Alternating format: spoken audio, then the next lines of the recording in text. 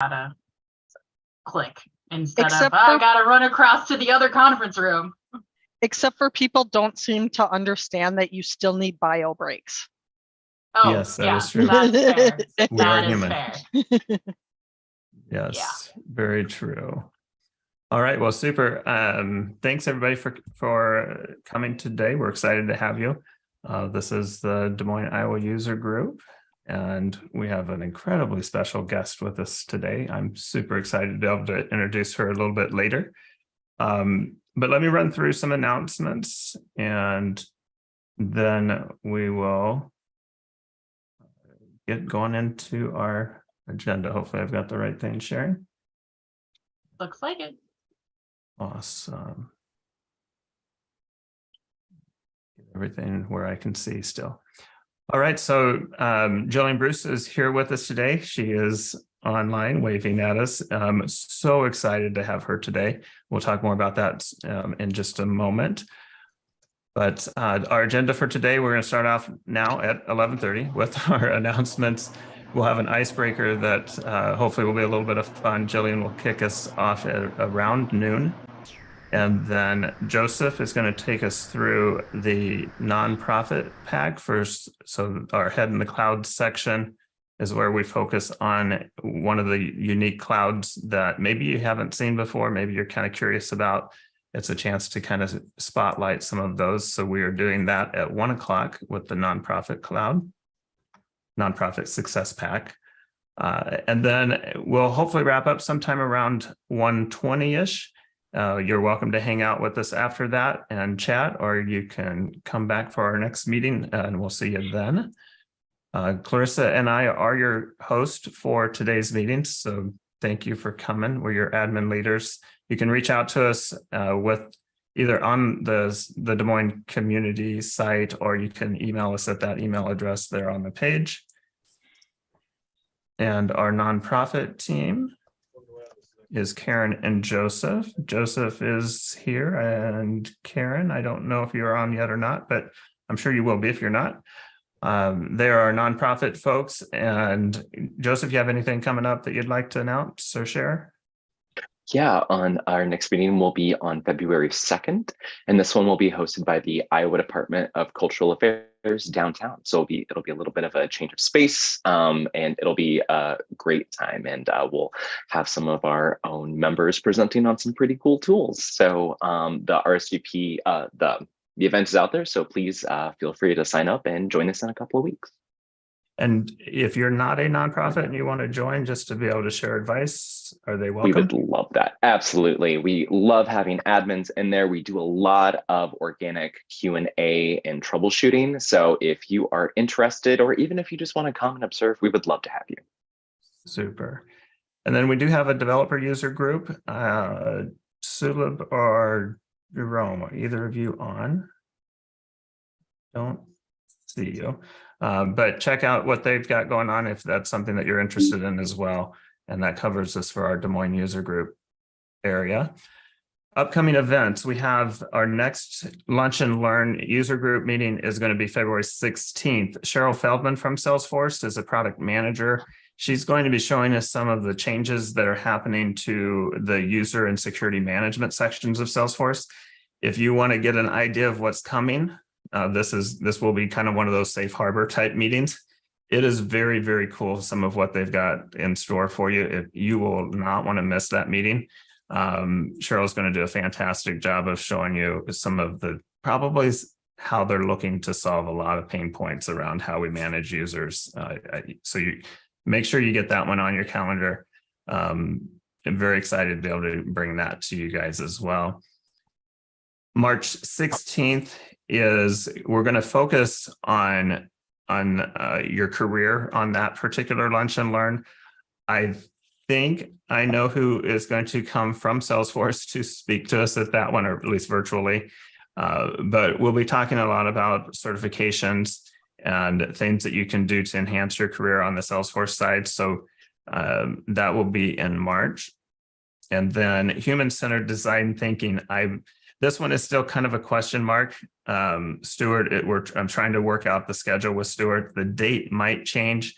So we're trying to see what we can do to accommodate getting Stuart here. He would actually be, if we can make it happen, he'll actually be on site. So that will be another one of our hybrid events. And if you want to meet Stuart, he's awesome. If you don't know who he is, he's up in Minneapolis area. Super cool guy, lots of fun, talks forever. And you'll just want to meet the guy. He's super cool, MVP. And I think he leads one of the user groups up there in the Minneapolis area. You can see everything else that we've got going on for the rest of the year here as well. We will be doing some more flow training. In June, we're doing some project management focus, and we have a local speaker coming that's an expert on that topic to help us understand some things around the project management side, agile, and those sorts of things. So we've got a full calendar. Hopefully you'll find something there for everybody, and we look forward to getting those announcements out or those invites out soon. There's always stuff to do with Salesforce, so more opportunities. If you want to head out to any of these URLs, the Success Event Calendar is out there, Trailhead Event Calendar. If you're looking for mentoring, that is also something that's available, and those URLs will all get you more information on those topics. And then I like to spotlight all of the Dreamin' events. This isn't actually a full list. If you want to click the URL up there or the QR code, you'll get a website dedicated to all of the upcoming Dreamin' community events. So those are always fun. You will see that Midwest Dreamin' is August 16th. That's the one that is nearest to us, and you'll want to get that on your calendar and make that one a priority. But these are really good events, even if you have to travel a little bit to go to them. And it's well worth your time to do it. They're very educational, really good opportunities to learn. Some office hours. The MVP office hours is amazing. If you've not participated in that, they will basically, it's kind of an open forum. You come with your questions, you can ask the questions of the MVPs, and they'll do their best to provide answers to you. Meets every other Friday. That URL will get you more information there. Automation Hour is also a great tool for learning and education. And then Flow Office Hours is the one that I have been hosting the second Friday of every month. More information at the flowofficehours.com site. If that's something that you're interested in, I'd love to have you come. We might be changing it a little bit just to try to see if we can't get more interest in it. I think the last few times we've only had one or two people to show up. So we're trying to see what we can do to make that more effective, and it might result in some changes in what we do on that one. So, but for now, it will be the second Friday next month. Certification testing, just a reminder, up at DMAC, our community college, is our testing center. And then our Slack channel, for those of you wanting to participate and communicate with us on Slack, you can scan that code real quick. And I'll ramble for just a moment while you do that. I should probably just tell you to have your cameras ready when we get started. That might make these easier. And now I'm going to open it up here just for all of you. If you have any job openings, or you want to make mention of that you're looking for a job, keep in mind this is being recorded and streamed live. So if your employer watches, you might want to be careful about the looking for a job. But if you've got new certifications, or you've attempted certification, didn't quite get there, any other announcements that you might have, feel free to kind of unmute yourself and share what you've got going on.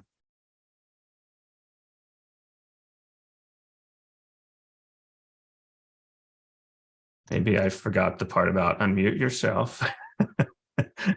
I did do a certification at the end of the year. I took the it's a business analyst, I think is what it is, one of the newer ones. I was able to pass that on the 31st this year. So I don't know what that takes my total to, but anyone else try a certification? Matt dropped one in the chat that he passed his Sales Cloud consultant. And Kevin has Excellent. passed Sales Cloud and Service Cloud consultant. Kevin, look at you go. Awesome. Double whammy with that one. And Super. Experience Cloud. Man, you were just like racking them up. Nice, nice. Good job, Kevin. Very good. Anyone else? Any job openings that you're people looking to fill a position you want to do a quick announcement? Yeah, I will say that Shazam is hiring. I posted out in the community group that we're looking for a new, what we're calling a Salesforce engineer, which will be a combination of admin, development, consultant, and a little bit of every hat we're looking for. Good. Anyone else? Yeah, the enterprise Salesforce team at Principal also has a few open positions. We're looking for 2 admin-focused individuals to join our security and identity management team. So if anyone's super interested in the Cheryl Feldman stuff that's coming up, so are we. So if that's something you're passionate about, definitely reach out to me, and I'll post the link in the chat as well. So Excellent. Thank you, Kyle. Anyone else real quick before we move on? Right. Very good. Well, we are glad that you're here. Thank you so much for coming. And with that, I do want to kind of kick us off with a little bit of an icebreaker. Hopefully we'll have a little bit of fun with this, but you're going to see pop up a poll, a quiz that will come up as soon as I launch it. What I asked several people to do is to provide me some pictures of their pets. And so this is all about some of our pets that we have. So the first one should hopefully show up for you. And sometimes the picture turned out nice and sometimes it turned out small. So for those of you, what is the name of this famous dog? And so far, and this is the easiest question on here. I didn't want to like freak everybody out with a hard one right up front. So right now we're 100%. Everybody has got that one. That is obviously very good. All right, we're going to end that one. We're going to go to our next question. This happens to be my dog. This is Max, and Max is how old?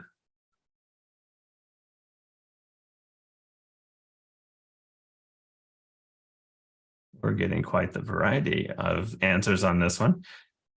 Very good. It looks like everybody has stopped voting for the most part. We've got Max is actually 16. He turned 16 last week. He is a extremely old puppy, very stubborn.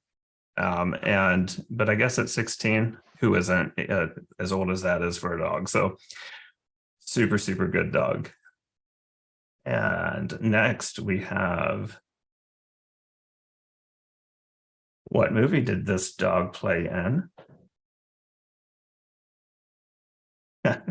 Very good. You guys are pretty good. You know the answers here really well. This is Legally Blonde. Anybody know the name of this dog?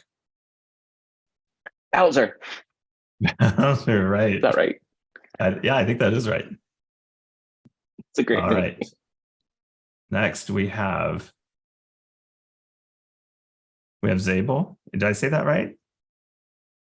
You can tell me later. But this, who is the master of this particular dog?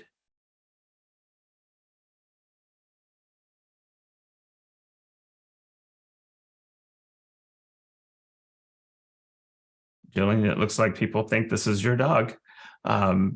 Is this your dog? It is not your dog. No, this dog belongs to Jackie. Jackie, how did I butcher the name?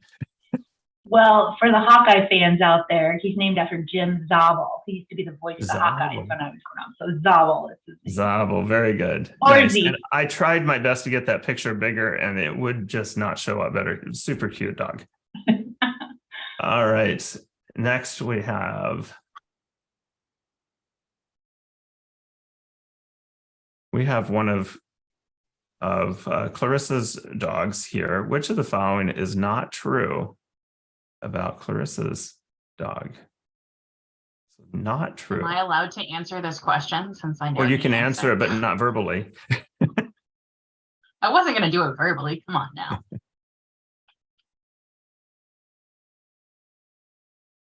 Now, when I end the poll, do you guys see the results of it? No. You're not seeing them? Okay, then I better probably start telling you how people voted. All right, so everybody has voted on this. 11% of you thought that the first response, his name was, that he was named after a Star Wars character. Clarissa, is that true or false? That is true. His name is Obi-Wan. Obi-Wan, there we go, cute. 14% was he just got in trouble for eating Clarissa's shoes. Is that true? That is false. He does That is not false. eat There's your shoes. correct answer. He All right. eats throw pillows. And his birthday is next month? Yes, he will be a year old. And A he month from loves today, I think. doggy daycare. He does. Goes to doggy daycare every Wednesday. I love it too, because then he's not at home barking at me. And it tires him out because he's full of puppy energy. Very nice. This is probably one of my favorite movies, for at least for animal movies. This famous dog's name is, everybody knows this one. Almost everybody knew this one. All right, it's obviously not. Well, I shouldn't say obvious because we have somebody who thought Lassie was the correct answer. It is not Lassie. It is not Marlowe. It is, or Milo, sorry, it's not Milo, and it's not Shadow, so it is Marley. Marley is our dog that gets into lots of trouble in this particular movie. All right, and next we have this cute little guy. This is Pierre. And Samantha, are you on? There you are. This is Samantha's French bulldog. Which of the following is not true about this particular animal?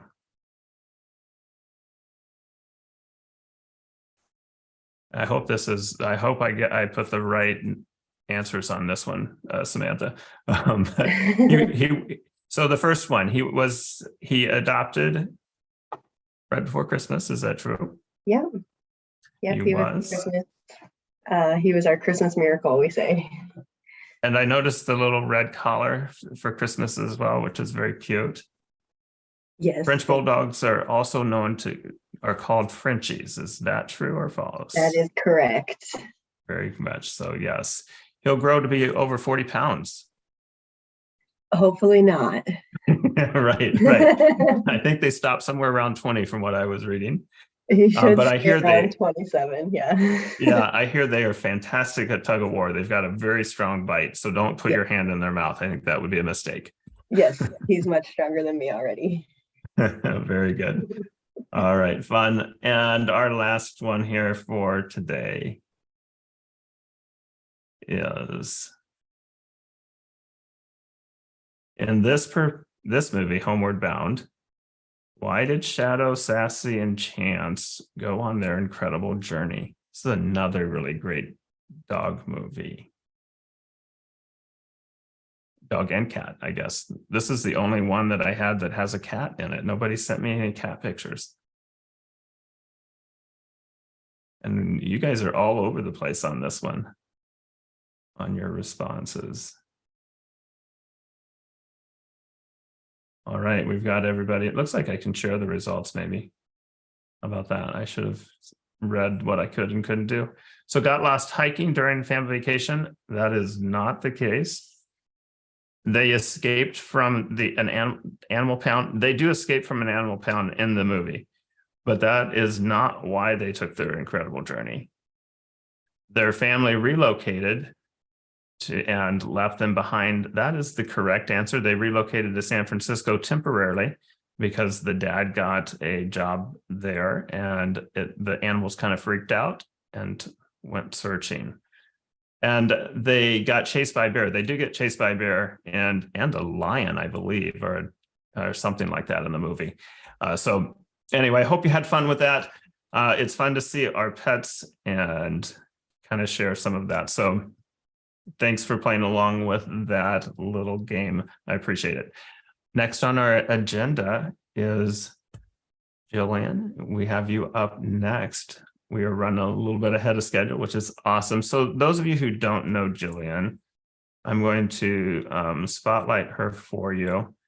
And Jillian is absolutely amazing. I'm thrilled that you agreed to come and speak with us today. I when I reached out to you, I fully expected, like, my schedule's kind of full, Terry. I'd love to do it, but so thank you so much for coming. She's a principal. That's a pretty impressive title that you have. Principal, admin evangelist. It's not as impressive as like the principal of a school, but I'll take it. Yeah. Yeah, it's like, that's pretty cool. But Jillian does a lot of keynote speaking at some of these Dreaming events that we've had. She speaks everywhere. Just absolutely fantastic. She did sneak into one of our user group meetings back. It's probably been a couple of years ago when we had Mike Gerhardt come.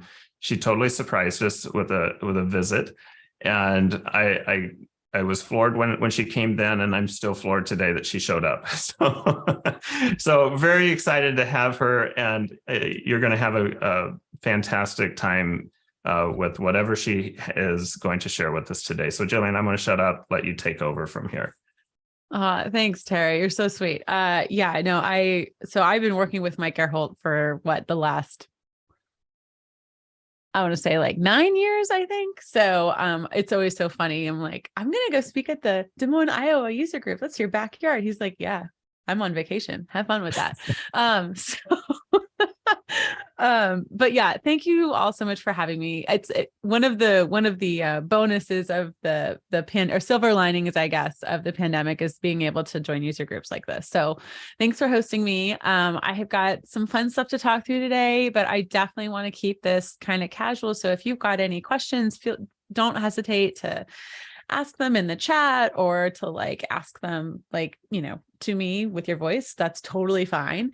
I put together a fun little presentation today kind of about selling your vision. So let me see if I can share my screen real quick here. And here we go. Let me move this over here. And I probably just, hold on. Let me redo that. It's not like I use technology for a living, so hold please.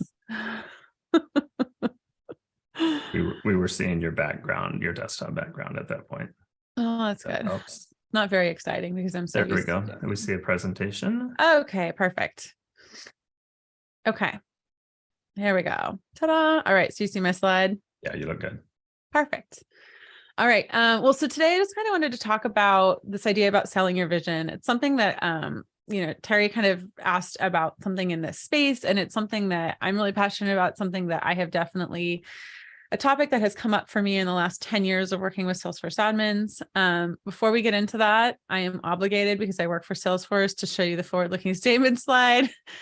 Just a reminder to only make purchasing decisions based on currently available features and functionality. It's about the 1,000,010th time I've said that slide.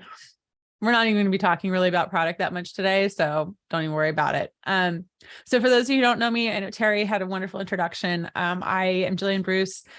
I work at Salesforce. I am here in San Francisco, and we actually have sunshine today, which is incredible because we've been basically in a deluge of nonstop rain for the last month and a half. Contrary to what you may see on the weather, all of California did not wash away. But it's been intense. My tree fell down in the backyard, but we're all okay. I've been at Salesforce for almost 13 years. And in most of those 13 years, the last 10 of them, I have spent working on Salesforce admin enablement, and kind of created this whole awesome admin campaign, really kind of trying to focus on creating content and programs that help people be successful as Salesforce administrators. And so it's been a really fun journey. As I mentioned, I work very closely with Mike Gerholt, who was the original Button Click admin. And we've really worked closely together to build out a lot of these programs for Salesforce admins. So shameless plug, I would love for you to connect with me on whatever your platform of choice is. I am very invested in hearing great stories about what people are doing. I oftentimes ask nerdy questions about like, hey, who's building cool stuff in Salesforce? I want to know what you're doing. And mostly that's because I'm looking for content. So but definitely stay connected with me. I'm always looking for new ideas and stuff. And I do respond to every single message. So please connect with me. All right. So the other thing that so forward-looking statement slide, I've done about 1,010,000 times. This slide, I want to say that I've done more, even though I'm probably not true. So as you all have seen with many Salesforce presentations, we'd like to start with a thank you. And the reason that is because, to be honest, I don't have a job without you.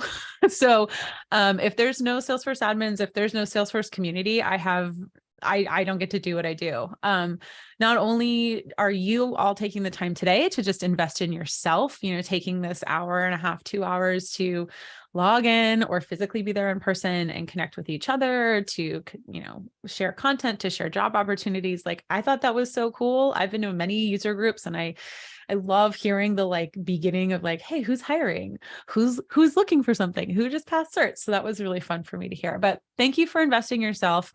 And also thank you for being part of the community. Taking the time to connect with each other makes the Salesforce ecosystem run, quite honestly. And so I really appreciate you. And the other piece of that is our product is only what it is because of you, because the feedback you provide our product managers. I hope you all join Cheryl Feldman's session, because I guarantee you she will take every piece of feedback that you have and find a way to incorporate or respond to it. She really is the part of being an awesome product manager in that aspect. So just thank you for everything, and thank you for being who you are and being here today. Okay, so I want to start with talking about what a Salesforce admin is. Just a quick, I don't even know how I can see this on Zoom, but how many, can you just raise your hand if you identify as a Salesforce administrator? Just a visual. Okay, all right, fair number of you. Yay, Salesforce admins. Okay, so here's the deal. So we came up with this definition that I'll talk about in a second. Over the last couple of years, we've been doing a bunch of research, focus groups, because when we first launched kind of this awesome admin movement 10 years ago, Salesforce admins were a little bit different. The platform was a little bit different. A lot of things have changed and evolved, and the industry has evolved and the economy has evolved. And so we were getting some feedback that employers and job seekers weren't quite having success in terms of the job description didn't match the job title and blah, blah, blah. So we did a lot of research, and we wanted to kind of hone it in hey, what's the updated version of what a Salesforce administrator does? And so we came up with this definition that a Salesforce administrator solves business problems by customizing the Salesforce platform. And it may sound kind of general, so we wanted to break it down even further, but really that's the heart of it. And I think what's really unique about this moment in time, given where the economy is, especially, I work for Salesforce. I've been feeling it. We've been going through our own issues here. Everyone's being asked to do a lot more with a lot less. And this is really a moment for people who are Salesforce administrators, because your ability to solve business problems using Salesforce puts you in a really, really unique and powerful position when you're trying to help companies to do more with less, because you know the platform and you have the skills to apply that platform in a way that will help solve the business problems without having to build net new things, without them having to engage external folks. So it's a really big moment for Salesforce admins, and stay tuned. I've got a whole bunch of content that's coming in that space, because we're really trying to help everyone capitalize on that moment. But backing up, we came up with this definition. I think it really hits at the heart of what a Salesforce admin can do. And we wanted to kind of break it down a little further, right? So what exactly does that statement mean? What does it look like? So the first level is we kind of got into these core responsibilities, right? Supporting users, managing data, maintaining security standards, and delivering actionable analytics. And these all hopefully sound very familiar, but your number one job as an admin, right, is to support your users, which are basically your customers. So all different kinds of people who use Salesforce across the business, no matter what their job function is, your job is to help make them successful, right? The next piece is managing data. So Salesforce is a database at its heart, right? So we need to make sure that, the data is good, it's good quality, the right people are accessing it, it's formatted correctly. And then it's about maintaining security standards, which is especially important. MFA, access policies, these are all things that are really critical to making sure that Salesforce is a system that your users trust and is useful. And then finally, delivering actionable analytics, right? So how can you take all of that data that's in Salesforce and enable your users to do stuff with it, right? So this is things like building dashboards or building automation that, takes place to make the next step happen. So those are kind of the 4 core responsibilities that we drilled down, but we took it a level further. So we came up with 14 skills. We call these business skills. And some of you might be looking at this and thinking, but those look like soft skills. So I'm going to say right now, if I hear anyone say the word soft skills, I'm going to be like, nope, they're not soft. They are hard. They are hard to learn. They are hard to develop. They are hard to perfect. So stop calling them soft skills. I'm going to say you need to call them business skills. So these are skills that aren't necessarily like technology skills, right? You can't take a certification for these. Well, some of them maybe you can in certain aspects, but you're not gonna be able to go on Trailhead and be like, oh, cool, I just completed, a super badge on, problem solving. We don't really have that. And these skills aren't exclusive to being a successful Salesforce admin, but they really help you be one. And so the idea is layering these 14 skills on top of the technology skills that you have in Salesforce really helps you deliver success as an admin. 14 might sound like a lot, but don't worry. You don't have to have all of them. We actually developed the Salesforce Admin Skills Kit. Quick show of hands, anyone seen the Skills Kit already? Oh, so many new people to the Skills Kit. Okay, so we launched this at TDX last year, and I'm going to show it to you here in just a second, but it's a breakdown of all 14 of those skills. And of course, more videos of me, because that's what everybody wants. But it's really meant to be kind of a blueprint for success. So the idea is that it's a resource for both job seekers and employers to understand the skills required to be successful Salesforce admin in today's world. So I'm just going to stop talking and give you a demo because that's what we do. So let me go into and this is going to be, let's see, how do I do? Okay, do we see a full screen demo, full screen webpage? Yes, perfect. Okay, my favorite website ever, admin.salesforce.com. If you've never visited it, I highly recommend it. So under the career development, we've got our Salesforce Admin Skills Kit. And I'm just going to give you a quick overview of what it is. So kind of tease you so that you go and explore it further yourself.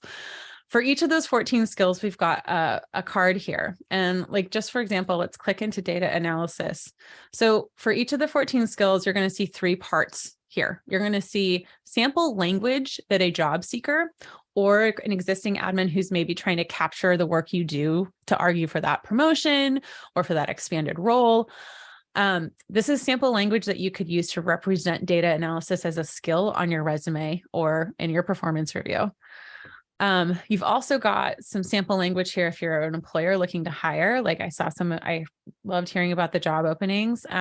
There are resources in here of sample language to seek somebody with data analysis skills within this context of Salesforce.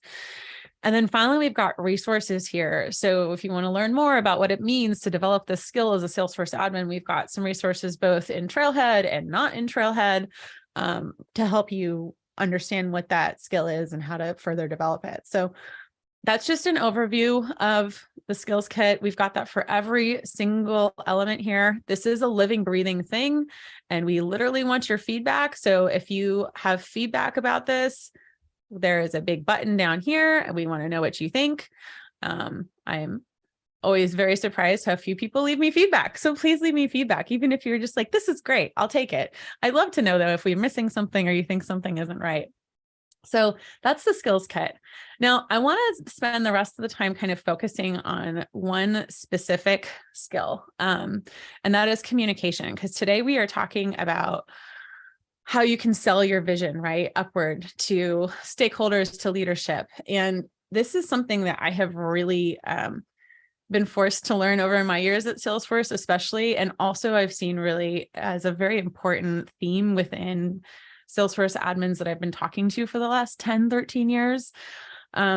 And communication is important no matter what you do, but especially as a Salesforce admin, right? Because your whole job is to basically sell visions, get people on board with what you're building, get people to use it, help understand how they're using it. That's all communication. And one of the biggest things I think when I've been talking to admins about, hey, how do you build something you get people, excited about? How do you get executive support for it? How do you get those more resources?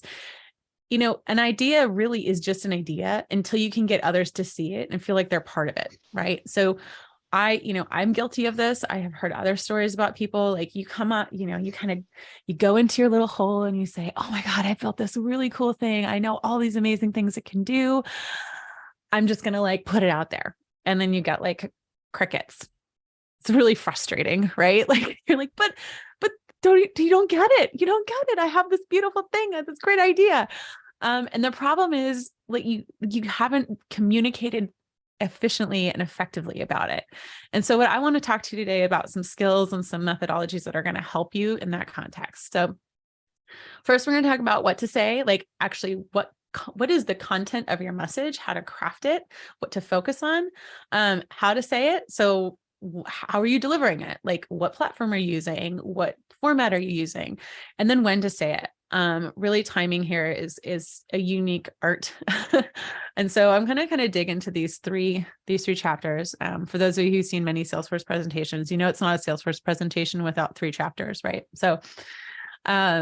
So let's start with the what to say. And actually, before you talk about what to say, you need to start with listening. And this is really important. I know that everyone here has been in the seat of listening to users complain about something or listening to somebody saying, oh, it's not working and blah, blah, blah. Okay, that's great. But then it's like, why is it not working? Why do you not like this? And this is really hard. I know I have really struggled with this in my career because it's like, oh yeah, I'm totally listening to you. And then I don't ask any follow-up questions or I don't really get it. And I'm just kind of like, yeah, okay, that's great. Let's just go to the next thing. So a really active listening is challenging. One of the things that I have learned that has helped me and I've seen successful is you listen to what they say and then you kind of in your head try to synthesize it and spit it back to them. And you could be completely off, but that's the opportunity for them to tell you that, no, you got it wrong. Let's try that again. And I think that's something that's really, really important, especially when you're talking about understanding how to communicate up with leadership, right? They will give you what they're thinking. They will give you like how to think about things, where they're going, what their goals are, but you need to really listen for it because otherwise it can sound like the normal corporate gobbledygook, right? Like, we all know the languages that are used, like at Salesforce right now, my thing I'm going to die on is the double click. I hate using the term double click. I hate it so much. And then I find myself using it. But there are those terms that you just hear and you're like, okay, in one, you're out the other. But if you really actively listen to what those executives are saying in leadership calls or in meetings, you're going to pick up more if you ask questions and follow up. The cool thing about that is it's also going to establish trust, right? It's going to establish that, oh, you're invested in what they have to say, what they're thinking. You want to know more. So active listening is really, really important when you even start thinking about communication. It's not about what you're saying, it's about what the other people are saying. So then let's talk about once you kind of get that active listening going on and you're kind of getting data input, what are you going to then, how are you going to structure what you want to say? And, I know many people have probably seen this in the past, the WIFM, what's in it for them or what's in it for me. When you listen to anyone, you're only going to keep listening if you're getting something out of it that helps you, right? That impacts you. At heart, like we're all just about ourselves, right? Like, let's just be real. Like the number one thing we care about is like, okay, what does that mean for me? So thinking about that when you are figuring out what to say is really helpful, right? So you may feel like this is a very important thing to explain. But if you put yourself in your executive's shoes, what are they going to get out of that explanation?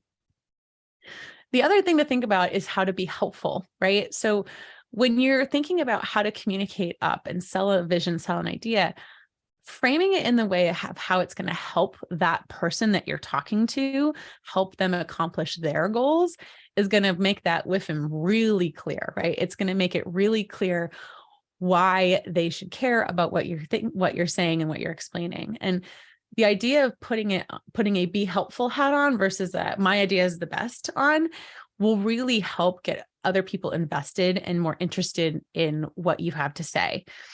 The other thing about this is it's only helpful if you're able to communicate that quickly, right? Being direct and to the point is so imperative when you're talking to leadership and executives. You may have a whole bunch of data points and a lead up and like an introduction to your thesis that you want to explain. That introduction with the data points and like, oh, well, this area of the business is performing in X, Y, and Z ways, which means we have a problem here to fix, gives so many opportunities for an executive, especially to be like, well, why is it performing that way? Where did you get that data point? What does that mean? Completely derail everything that you're trying to say. So you actually need to kind of, that traditional like thesis statement structure, you need to invert it, and you need to lead with like the big point that you're trying to say, instead of saying, we need to roll out this new process, instead of, oh, I have this part of the business is broken. These are the data points, and I see the problems here and here and here. Therefore, I need to roll out this big process.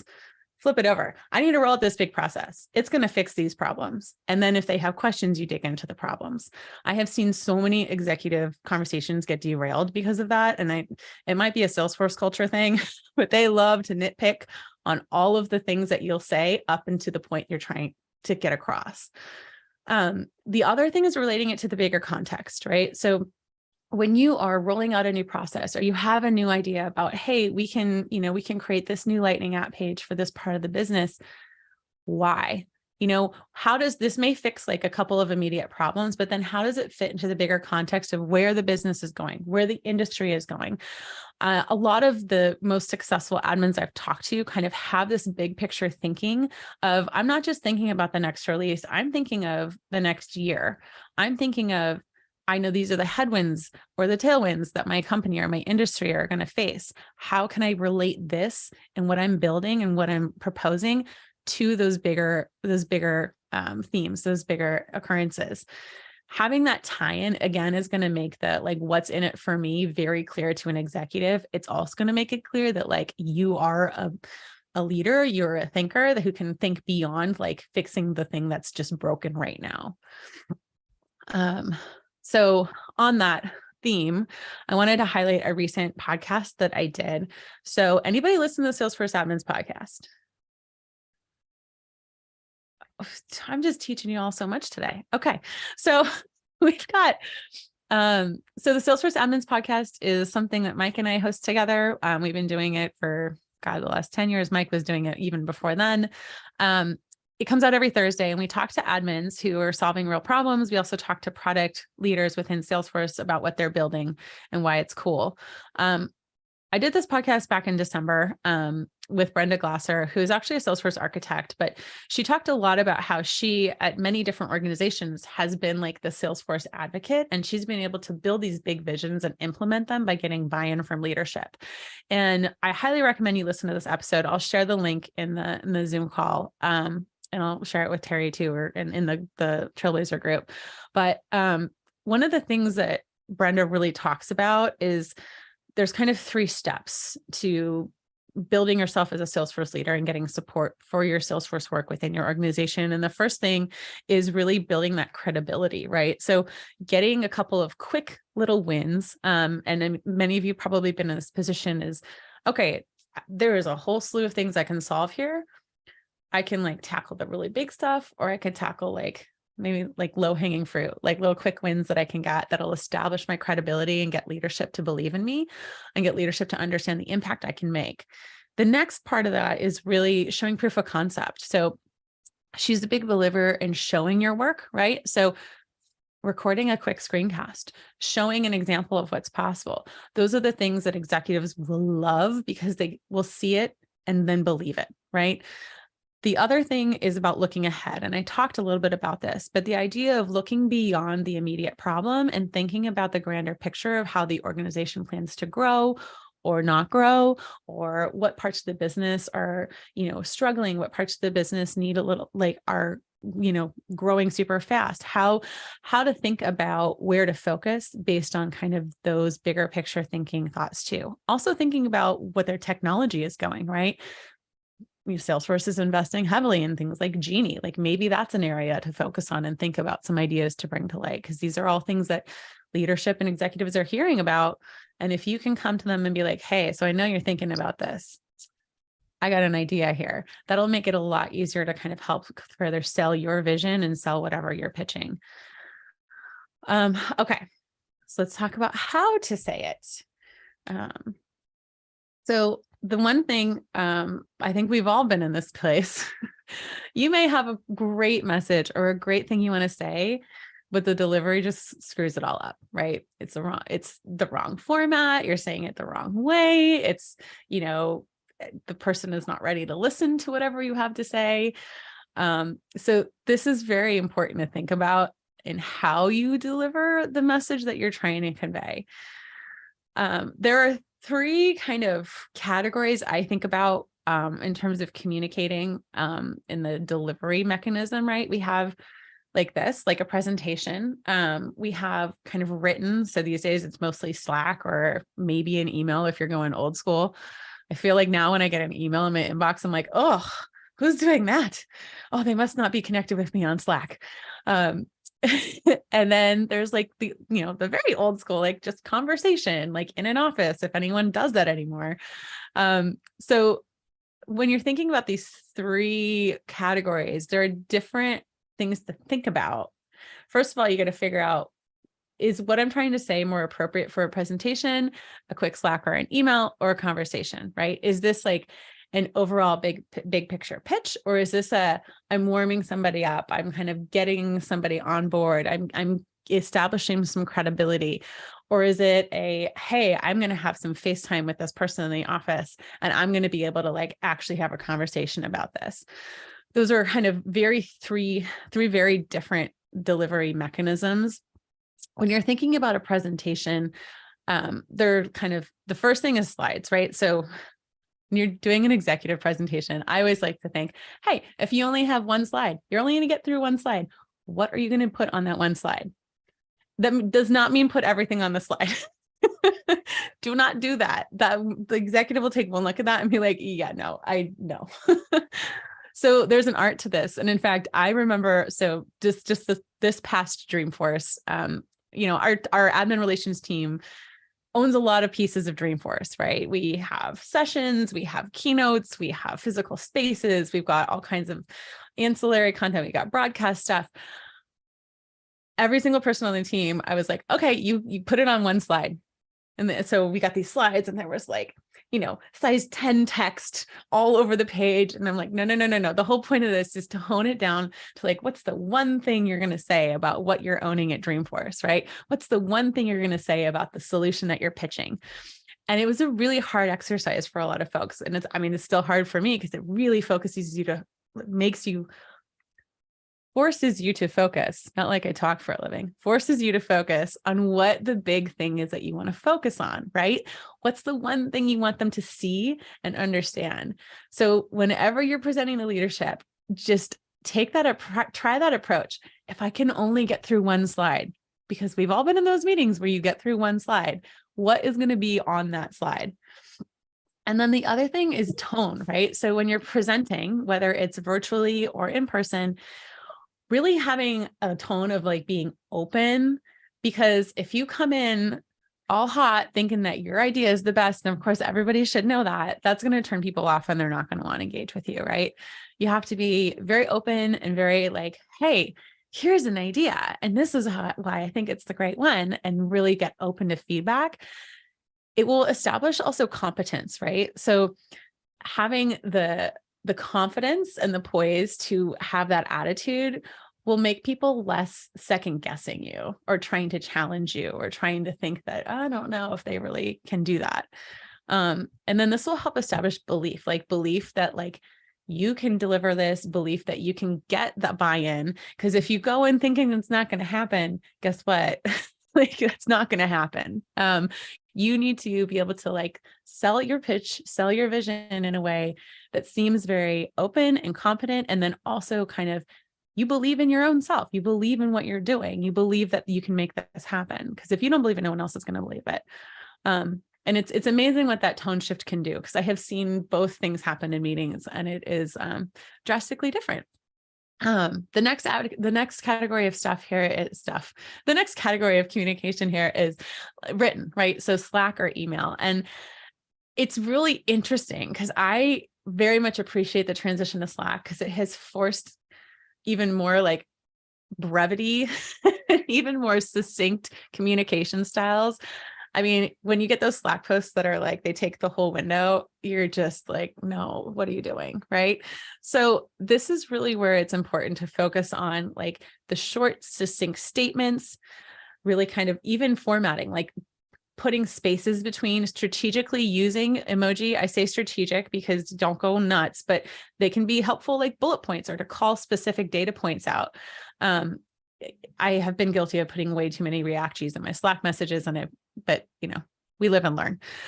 But really like clear data points. You don't have to tell the whole story. Again, you need to tell like the high level, the very important, the thing that just want somebody to get, and then move on. And then if you have more details, thread them, put them in the thread.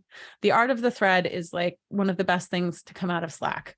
Because instead of getting this huge long email explaining everything, you're like, here's the headline. And here's all the details. So really, really think about using that, especially when you're trying to communicate with leadership and execs. They don't have time, right? They're going to pay attention to the easy things for them to pay attention to. So make it easy for them to pay attention to. And then conversation. So this is my favorite. I know the world has changed and many of us are not in an office every day. I've been going to the office a couple days a week and I love it, but it's also depressing when no one's there. So conversation is it's very impactful. It's probably one of the most memorable forms of communication. And one of the things that I think is really, everyone's heard about the concept of an elevator pitch, right? You're in an elevator, you have 15, 30 seconds to say what you got to say. Have that in your pocket whenever you've got an idea or a vision that you're trying to build. Because whenever you encounter someone, whether it's the executive and the leadership that you need to get signed on, or it's just someone in your orbit that like might be interested, it's about building that brand, right? Like it's a bad comparison, but politicians, right? They immediately have like their statement about why you should support them, boom, no matter what. And they can relate that to anyone. If you're building an amazing solution or you have a really good idea for something you can build out in Salesforce, be able to say that and make that part of like what you talk about with people on like with the drop of a hat. So for example, right, let's say you've got a really, really great idea for how to automate, a specific approvals process in Slack that used to happen in Salesforce, and you have a vision for how to make it happen. Have that statement be like, oh, hey, did you know I'm going to bring that? We can bring that into Slack and it will be super fast and it'll save you X amount of time. Just telling that even to your users is going to build the momentum and build the brand, build the conversation about it. And then when you're walking around in person, you run into somebody, it's easy to drop it, right? The other thing I think when you're talking about this is relatability. So it's not just about communicating up to your leadership and executives, but also finding ways to connect it to topics of teams that are doing other work, right? Because I guarantee if you think about the big context, there's a way you can relate it to anybody that you're talking to. And this may feel repetitive, like, okay, so I'm talking to everyone like, oh, did you know that I'm building this thing in Slack and it's going to make all of our lives so much easier because that one process you do, it's going to make it faster. Or, oh, did you know you're going to get approvals way faster because I'm going to bring this thing into Slack. You may feel like you're repeating yourself a lot, but that's a good thing because that means then more people are knowing about it and more people might talk about it and it will build momentum. So really finding a way to relate what you're doing to almost any conversation, like within reason. Maybe your grandma doesn't need to know, but she might be interested. Okay. And then one thing that wasn't on that slide is demo it. So one of the most powerful ways that you can get buy-in for your solution and your idea is to create a proof of concept and create a quick screencast. Now, I will tell you, I have seen this in action so many times where talk, someone can talk about this great vision they have and how cool it's going to be. And then everyone's kind of like, I don't know. All right. But the second they share a screencast, boom, done. Action starts happening. Yes, let's go. Let's build it. Go ahead. Let's give you resources. Let's give you a team. Seeing is believing, right? And it's really not that hard to create a screencast. It might be like kind of a mental shift because it's not a traditional demo, but when you're thinking about how to create, short and sweet is the name of the game here, right? 2 minutes or less is ideal. Maybe 5 if it's a very complex thing. But start with the framework, right? So the framework that we use for demos, and I have seen be successful, I've seen other admins use it, is you start with the business need. Why are you creating the thing? Show the thing, the feature, and then talk about the impact, right? It's very, very easy formula, and it is so impactful because you're demonstrating the impact. But really creating that screencast, and it's super simple. It does not have to be fancy. You do not have to have a perfect talk track. It does not have to be all smooth cursoring and like all the data filled in. Literally, you're just showing what is possible. And that painting a picture is so much powerful than 1,000 words. I think there's like some famous idiom or quote about that, right? But really, like, this is so, so, so powerful. And I really highly recommend that you do it. Spin up a DE org. Spin up a developer edition org, spin up a sandbox if you've got one.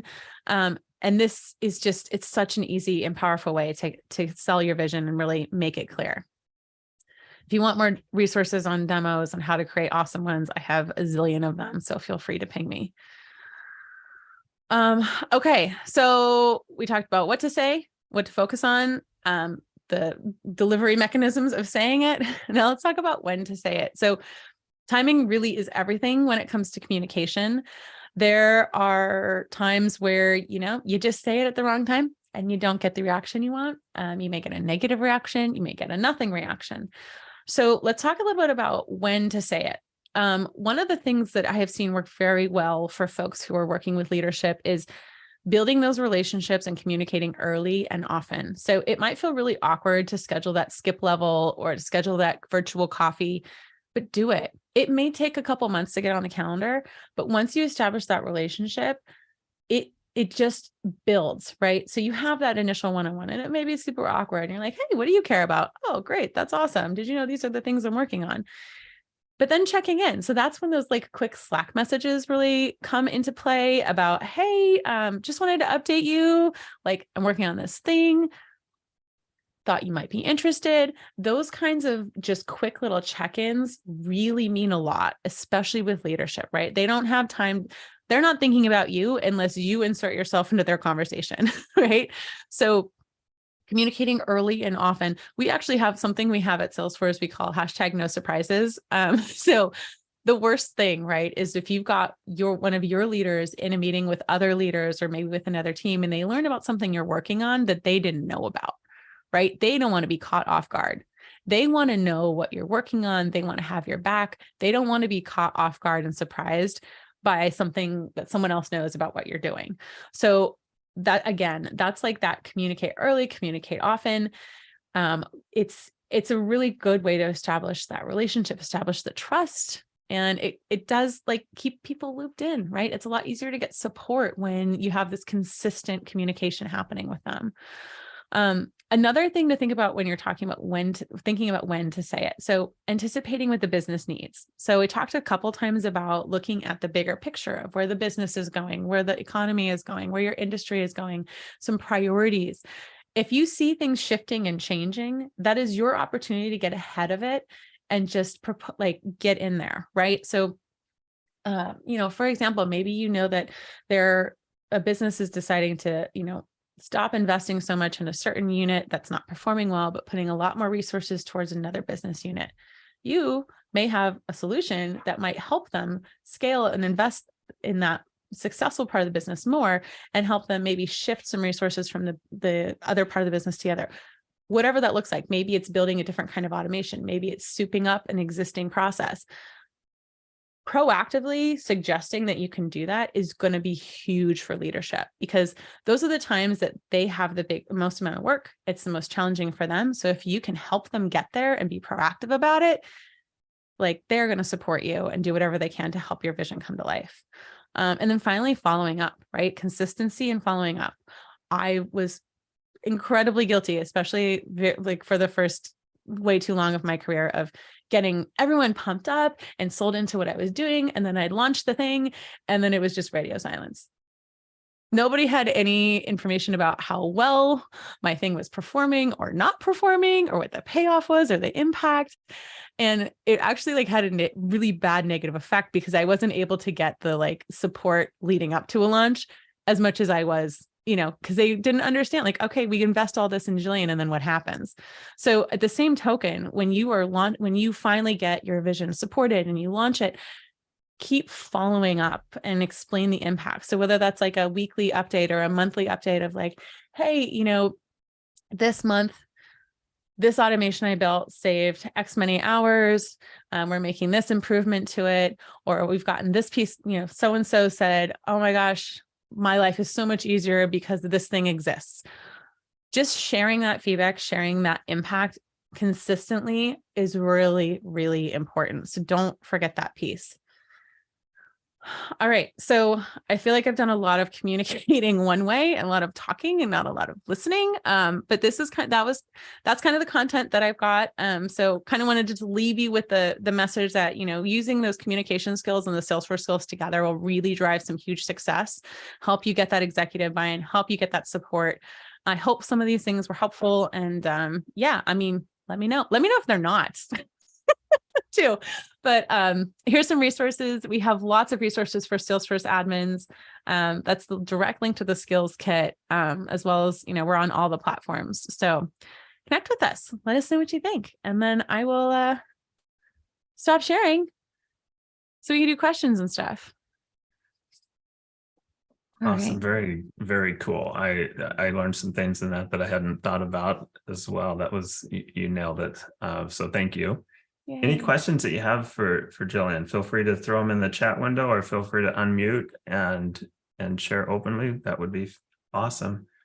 It's a great opportunity to ask what's on your mind. It doesn't have to be about communication either. It could be like whatever, like go for it.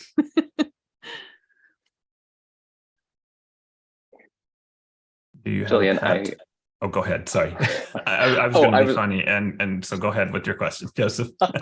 Well, so I actually have like a demo this afternoon, and this is so helpful because I'm like, oh my gosh. Oh, wait, I do that. I could do this other thing. So one thing that I have found that I think this will help with is that I am a chronic over-explainer. Like I fall into that pit of starting at the wrong end and sharing details that are important to me as an admin, but maybe not to who I am presenting to. So what you had laid out is great, and I want to apply it, but I also know that habits are hard to break. So do you have any recommendations on how I can start to put this into practice and not fall into my old over-explaining habits as I continue to ask this question in more detail? Over-explaining. It's okay. You're a good communicator. I totally get it. So I feel you. I still find myself in that space all the time. Two things that might help you. One thing that might help you like today for today's presentation, and then like another one that might help going forward. For today, I would say record yourself and how you're planning on presenting it, listen to it back, and then edit. Like think about that as you go into actually presenting it. Because listening to yourself back, you're going to be like, okay, I went too far there. I don't need to do that. Let's skip to this part. There's something, it's hard. It's hard. It's really hard looking at yourself. It's even harder looking and listening to yourself recorded. I know this because it happens to me all the time and it does not get easier. I hate to break it to you. But that will help you be a consumer of it versus a creator of it. So that will help you kind of edit, at least like in the near term. Longer term, there's actually, I have like a template for how we write and create demos at Salesforce. And it helps you really focus in on like, these are the points I need to get to. And this is where I provide the right amount of explanation to get to the next point. And it's literally just a chart. I will share it with this group, but there's like 3 columns, right? There's like the topic of what you're showing, the talk track of what you're saying, and then what's on the screen. And keeping all of those in like short, no more than 3 sentences per box, right? Really trying to keep the story moving helps create that framework that prevents you from over-explaining. Thank you. That's very helpful. Of course.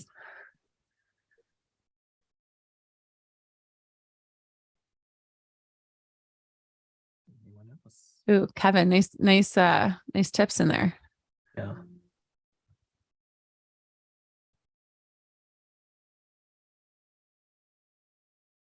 Oh, interesting. I didn't know about that on Microsoft Teams, Kyle. That's interesting.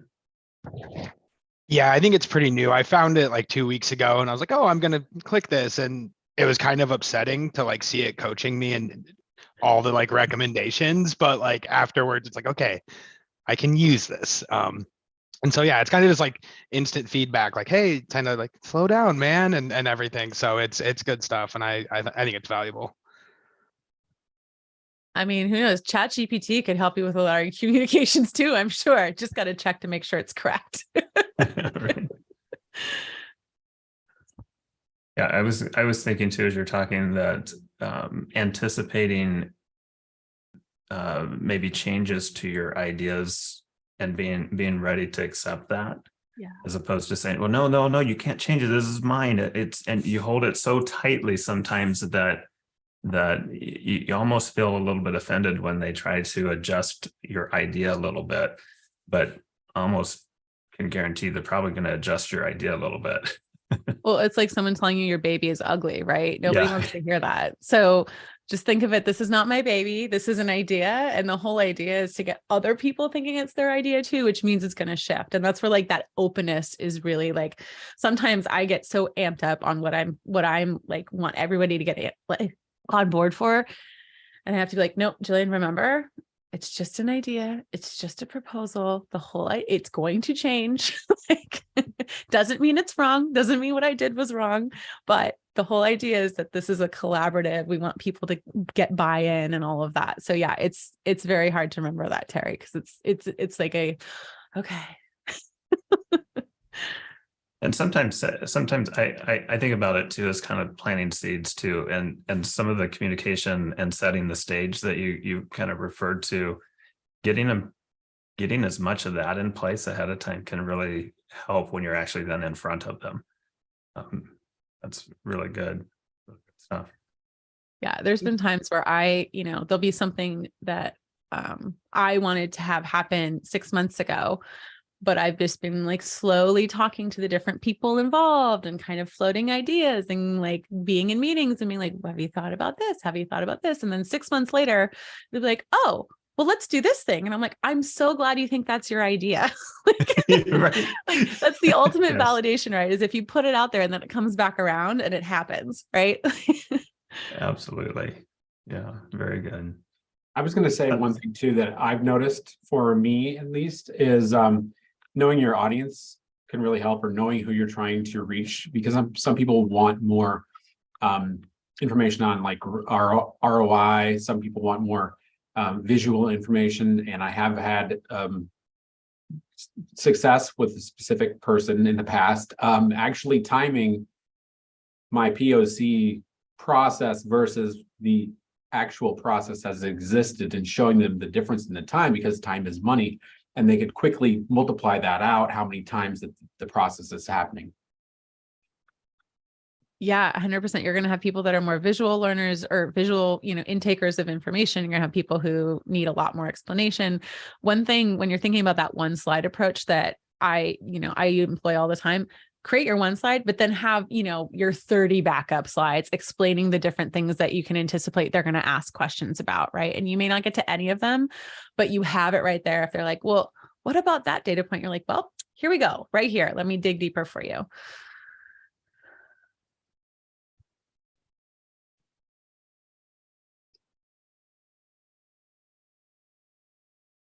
Other thoughts? Sorry, I was writing down Kevin's tips and his questions, but when you mentioned ChatGPT, I am also a rambler, Joseph. I say a lot of things, and so sometimes I just write out narrative what I want to say and then try and pare it down. But I did use ChatGPT last week, and I threw it in there and I said, please make this into bullet points, and it did. And I mean, obviously you do have to read it, but it at least got me started. So that is a tip, that you can throw it in there and it'll at least get you started. So narrowing things down. That's awesome. Yeah, it'll be really interesting to see the usefulness of ChatGPT. There's a whole nother discussion about all of that in the Salesforce space, but that's great. I'm so glad that was helpful. I've heard some other like students and stuff using it for things like that to kind of understand big concepts. And that's a really good tip. So thanks for sharing. Let's see. Rob had a question. What's your advice to deal or communicate with users that don't want to be part of the stakeholders team? Aw, Debbie Downers, helping with inputs from the development, but are first ones to criticize the updates, compromising the adoption. Right. So you got some negative Nancy's on your team. That's fun.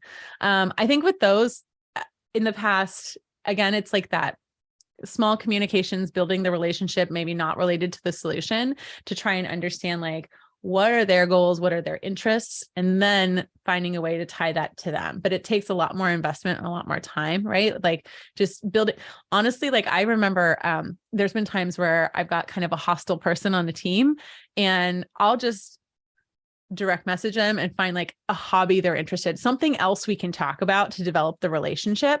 And it does take time, but then eventually you kind of establish this connection and maybe they don't feel so much like they need to shoot down your idea because they know you a little bit better. And you hopefully have a little bit more of an understanding of what they care about. So you can maybe frame it a little bit better for them. It's a lot of work. It's not easy and it's frustrating. But that is how I would approach that.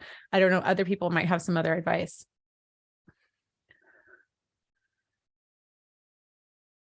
I think that's the approach that I would have taken too on that, is try to make a connection with them. Especially if they're an influencer in the organization, because you don't want that negative Nancy out there sharing all the bad stuff. And so you got to find some way to win them over. I've worked with people that were somewhat like that, and what I would try to do is learn to anticipate what it is that they needed or what they wanted, and make sure I addressed that issue specifically, so that I could, in essence, kind of shut them down before they even get started. That sounds like a bad way of saying it, but that's in essence what I would try to do, because I knew what they're going to come at me with. And it's like, so if I can fix it, or at least address it, have an answer to that before it becomes a bigger problem, that was always helpful. Like, I thought you were going to ask that. Well, here's my answer. Yeah. I see Matt had a comment. Repetition is so important, very important in communicating changes. I assume in general, they won't fully get it after one training. Any thoughts on repetition or approach to conveying information over multiple training, Zoom videos, etc.? Yeah. So, I mean, communication is all about repetition. I think the thing to think about when you're trying to recorded versus in person, I think is something that's very unique. People don't like to watch recordings. They like in-person attention, right? So if you want to use some combination of that, something that I've seen work in the past is maybe you have like, you've worked hard to create this recorded training or this recorded demo, but then you also need, so you can show that to them and then be there live with them to answer any questions and talk about it and discuss it afterwards. Cause that's way more engaging than being like, here, watch this video, right? Like be like, okay, so I'm going to like schedule time with you so that we can watch this together. And then immediately after, I'm going to answer your questions and engage you and whatnot. That's one way that I've seen a little bit more engaging than just continuously sending people content without engaging them on the other end. I also like to do GIFs and just like keep it short. And so that way, like, all right, this is like, I need 30 seconds of your attention and that's all I need. And plus that way now like it's usable. So it's like a happy medium. That's also Carissa's pro tip for end user support. Make a GIF and you send it to them and you only have to make it one time. Brilliant. I love GIFs for that. That's perfect. I liked your idea too of brevity on some of those things, because one of the things that I'm extraordinarily busy, and if I get an email that's paragraphs long, I can guarantee that's not going to get read. I'm going to move on to whatever else I can get through quickly, and then once I have availability, I'll go back to that longer email. So finding a way to get that communication short to the point, I think is likely helpful. It's like what is it for food? It's like the 5-second rule or the 10-second rule. I feel like there's like an allegory there for communication, right? Yes. Jillian, I'm still fairly new to my organization, so a lot of leadership are still strangers to me. Do you have any tips for getting to know them and getting to know their communication style? Yeah, so it can be hard. I mean, it depends on kind of how big and how stratified your organization is. One of the things that I have, it may feel very awkward to just reach out to a leader and be like, hey, can I grab a 15-minute coffee chat with you? But I would be very surprised if they say no. Like, it's just taking that initiative will help you. And I think even if they're not used to it, they'll be like pleasantly surprised. And if they shoot you down, they shoot you down. But like, all you can do is try. And I think that's probably the first step I would take, and being like, hey, I'm new. I'm still trying to understand and get to know people and how things work and your priorities. And I think going into those conversations being like, hey, I would just like to know more about like what you care about. What are you trying to accomplish? I'm trying to, understand how to be helpful in my position and my role. I think that would be awesome. The other thing is, really just cluing into how those leaders communicate with like their own team. So, if they've got like bigger project meetings or like all hands calls or things like that, just tuning into that, maybe seeing how they communicate, either if it's in Slack or when they send out emails to the broader team. And then asking like their directs and getting to know the next level down and kind of getting a feel there. Again, it's a lot of time and investment in relationship building, but it will completely pay off. As much as we want, everything gets done because of relationships, right? So if you've got good relationships, or even if you just have a relationship period, that will help you immensely. So, just take the initiative and reach out. And it may feel really awkward and uncomfortable, but you should do it. Okay, thanks.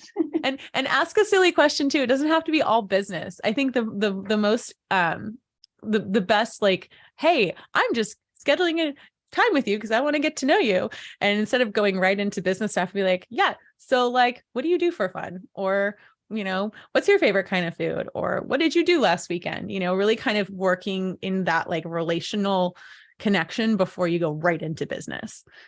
Okay. All right. Thank you. Yeah. Good luck. Thanks.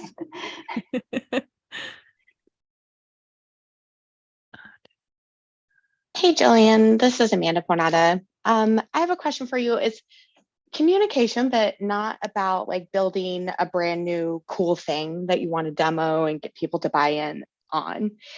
It's more about communication and changing behavior. So, we built something brand new and it was cool, but we missed maybe following best practices, or we've built something previously and we're trying to go back and refactor and get back into best practices. What communication tips and strategies do you have to bring your community along to kind of share that information? So the marketer inside of me is saying, well, just relaunch it. Call it a relaunch. At Salesforce, we launch things, launch them, and launch them again, as we all know. Sometimes we rename them too, which is really fun. Honestly, like with something like that, I do think maybe painting it with a fresh new campaign or approach would be really helpful, because if you're trying to close some gaps and fix some holes, it's a lot harder to just like do that one off and kind of drill right in there and do that. I would do like kind of a grander campaign, be like, hey, we rolled this out, but now it's better. And here are like the new pieces. And we want to make sure everybody is like, using it and on board with it, and kind of maybe having some more creative ways to kind of find those holes, but painting it as like, we're all in this together again, as a new thing might help. Because again, yeah. And it's not, there's a reason we launch things, launch them and launch them again. It's because it like gives an excuse for everybody to get back on board. And even if you are up to date and you are using it, you feel like you're part of a thing and you're ahead of it a little bit then. And for the people who missed the boat the first time, it gives them like carte blanche to just start anew and not feel like they're behind or anything. That might be helpful. And anybody else have some thoughts?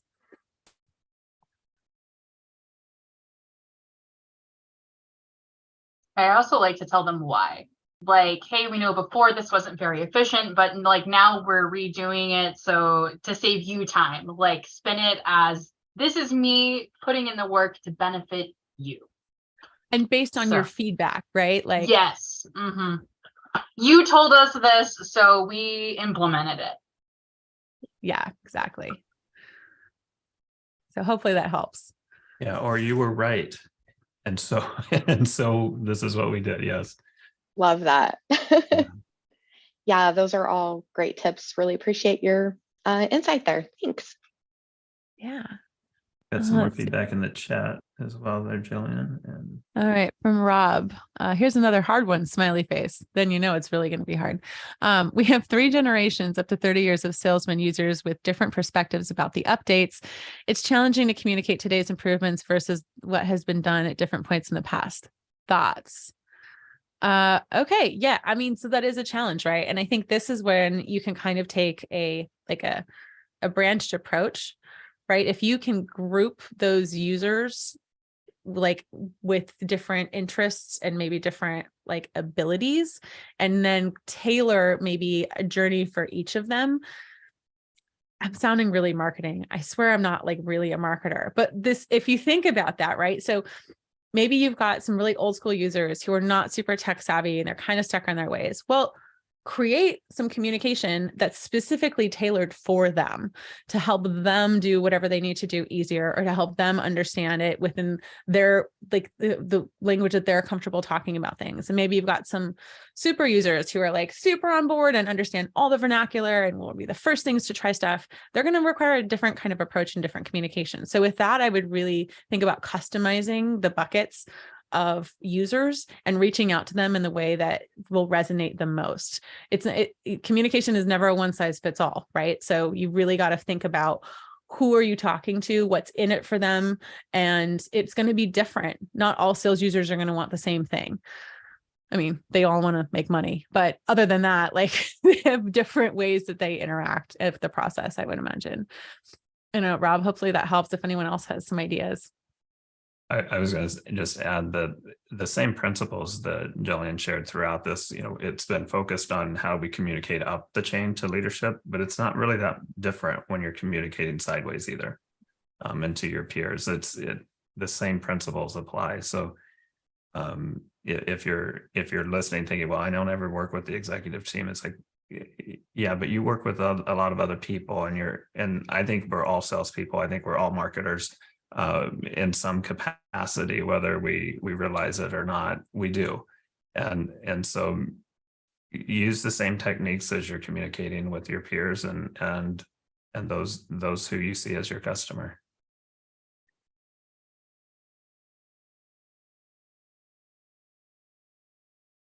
If nothing else, you're always marketing yourself, right? Right. Okay, Well, this is very good. Yeah, go ahead. Do we have time? Sarah? I can say no. Yeah. So let's say that you misjudge and you choose the wrong time, or your message isn't clear enough, and you get a no, and you want to come back at it later with a different sort of message or a different timing or something. How would you approach that second run at it? I mean, well, first you got to let go of all the feelings of like, oh man, that didn't work. Like I failed. Like you just got to let that wash over you, let it go. Because it's not about you, it's about them. And I would just like take a minute, regroup, and think about, okay, so why was that timing wrong? Like, was there something else going on with that person's like priorities, or was there like something else happening in their world that's like made that just fall on deaf ears or hit them the wrong way? Again, it's just regrouping, and maybe it is doing a little bit more of like digging into the relationship building piece of it, right? Like checking in with the person who said the no, maybe a week or two later, and just being like, hey, just checking in, like how are things, just kind of a soft poking of like trying to get a read on what's happening. And then also use your network, right? So those other relationships you have might be able to give you insight on why you got that no, or why it fell on deaf ears, why it didn't work. I think asking for feedback is hard, but it's really valuable, and you get so much out of it. I had a couple of big projects that were complete total failures, and asking for feedback after that was just like terrifying, but I learned so much, and it made the people who like decided it was a failure or like were very disappointed by it feel better about me, because I was asking them why it didn't work or what their thoughts were. So it made them understand that I was trying to improve and change and all of that for the next round. So I think give it a minute and then, tap into those relationships to see what you can find out and then ask for feedback. Just be, very unemotional about it, which is hard.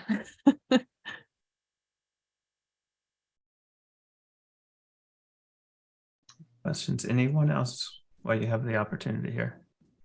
I do have a question, and I mean, maybe it's a question or, maybe looking for some thoughts that you might have. We recently launched Salesforce within our company to our entire company with over 600 users now. Leading up to the launch, we had a lot of momentum and a lot of communication with everybody. We did a lot of training for them.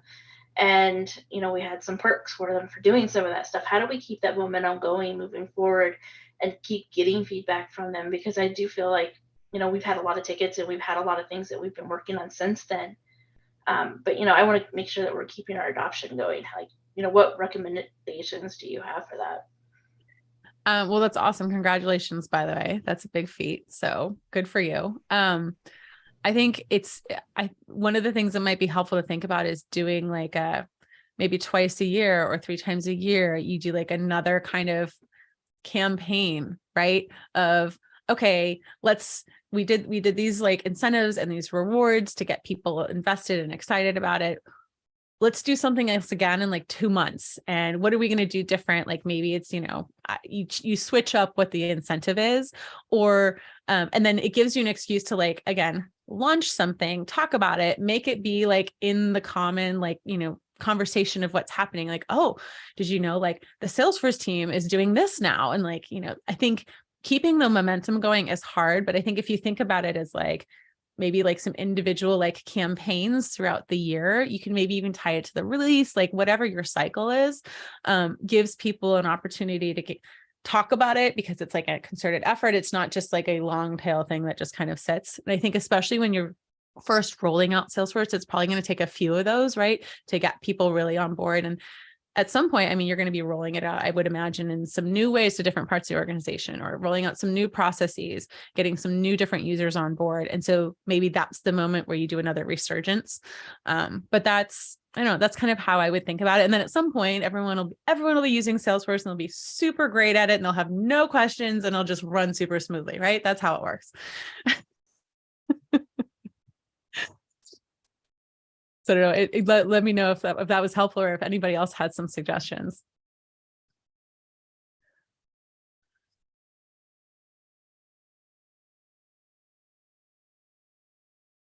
Oh, that's cool, Tracy. I like that. Yep. Like your own idea exchange kind of. Yeah. All right, one last chance. Anyone coming to Trailblazer DX next month? Or I guess it's in 2 months, March 7th and 8th. Yeah, I forgot to put that on the announcements, but yes, I will most likely be there.